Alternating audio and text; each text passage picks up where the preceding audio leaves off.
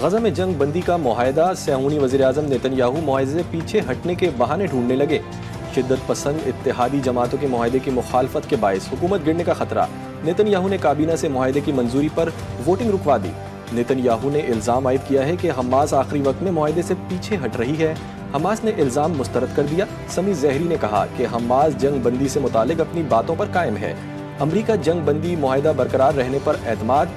White house کے قومی سلامتی کے ترجمان جان کربی نے کہا کہ مسائل حل کرنے میں کامیاب ہو جائیں گے۔ جنگ بندی اتوار سے شروع ہو سکتی ہے۔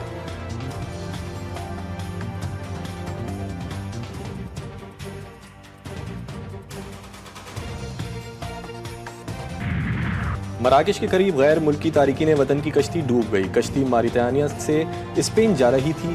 مراکشی حکام نے مطابق ڈوبنے والی کشتی میں سوار 36 افراد کو بچا لیا گیا۔ کشتی پر 66 پاکستانیوں سمیت 86 غیر ملکی تارکین وطن سوار تھے۔ 50 افراد کی حالت کی تصدیق، 44 پاکستانی بھی شامل۔ مرنے والے تمام افراد کا تعلق پنجاب کے مختلف شہروں سے ہے۔ 12 نوجوان گجرات کے رہائشی تھے۔ تارکین وطن کو مراکو کی سمندری حدود میں مبینہ طور پر قتل کیا گیا۔ حادثے میں زندہ بچ جانے والے نوجوانوں نے آنکھوں دیکھا حال بتا دیا۔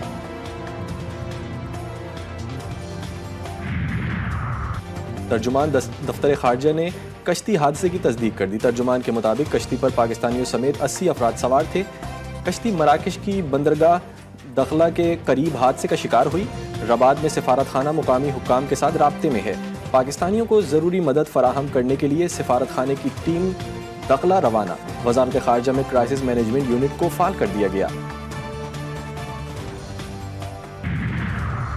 برطانیہ اور یوکرین کے درمیان 16 سالہ شراکت داری کا تاریخی معاہدہ۔ برطانوی وزیر اعظم سر کیئر سٹارمر اور یوکرین کے صدر ولادیمیر زیلنسکی نے ملاقات میں معاہدے پر دستخط کیے اور مراسلے میں کہا کہ برطانوی یوکرین کی حمایت کبھی ترک نہیں کرے گا۔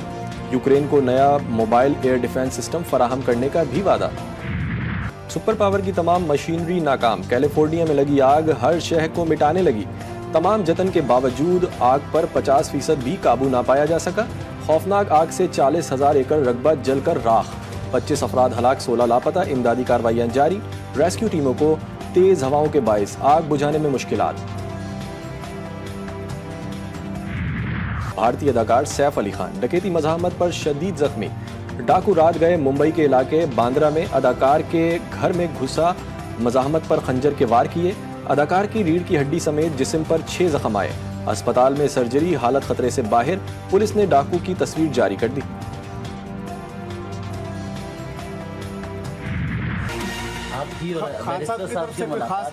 آرمی چیف سے جو سیکورٹی پہ اس میں کیا اتفاق ہوا ہے؟ سیکورٹی تو میری ہوئی تھی، اس کے علاوہ تمام پارٹی سے انہوں نے کی تھی۔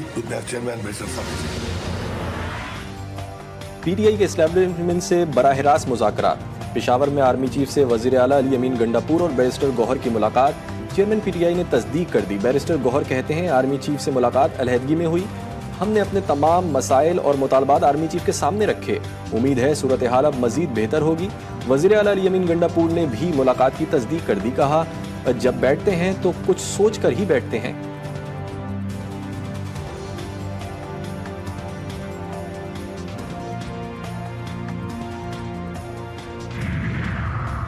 بیرسٹر گوہر اور گنڈاپور سے بات چیت سیکورٹی اور انسداد دہشت گردی معاملات کے تناظر میں ہوئی۔ سیکورٹی ذرائع کے مطابق چیئرمین پی ٹی آئی نے سیاسی معاملات پر بات کرنے کی کوشش کی۔ بیرسٹر گوہر کو جواباً بتا دیا گیا کہ سیاسی معاملات پر بات چیت آپ سیاستدانوں سے کریں۔ بات چیت کو سیاق و سباق سے ہٹ کر پیش کیا گیا۔ کوشش کی گئی کہ بات چیت کو سیاسی رنگ دیا جائے، جو افسوسناک ہے۔